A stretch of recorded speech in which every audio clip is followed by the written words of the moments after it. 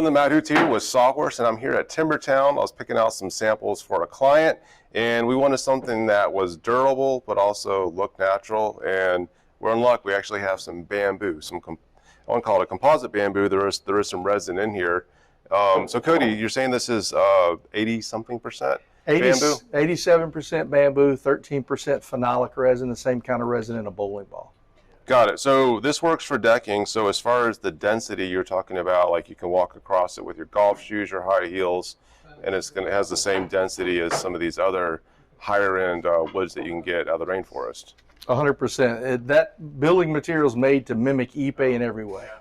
Got it. Now as far as like this color, you've got the through body right here. So this is the color of the product. So if like they scratch it, they don't have to worry about like coming in and having to like restain it. Like this is the color all the way through? That is correct. So in the process, it's thermally modified. So it's heated up to the point of carbonization. So the color that you're seeing is actually the bamboo being carbonized.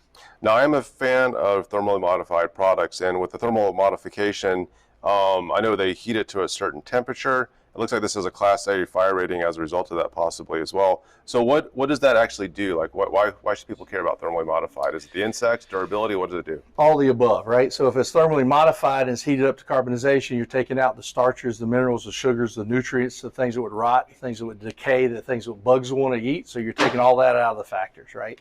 And then when you take this build material, they take 6 inches of loose fiber, infuse the phenolic resin, and press it into a 2-inch mold, right? So now it's super, super dense, which gives us integrity. Bamboo, when you can break one stalk of bamboo, but when you put multiple together, it's like compared to steel. Yeah.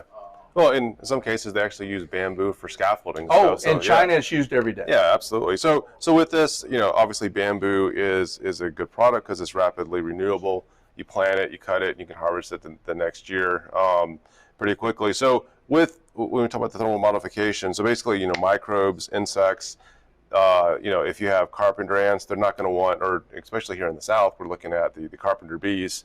They don't really do much carpentry, but they do a lot of eating. They're not going to want to eat these kind of products. That is correct. I mean, this product is termite resistant. We're not going to say termite proof. The Hawaii market is a big market for us. And they're very well known for having termites.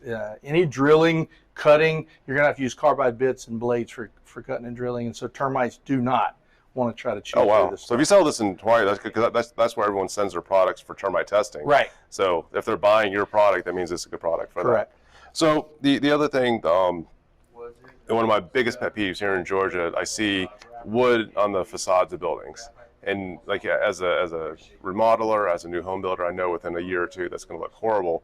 So this right here, and usually that's some sort of like soft wood. They stain it.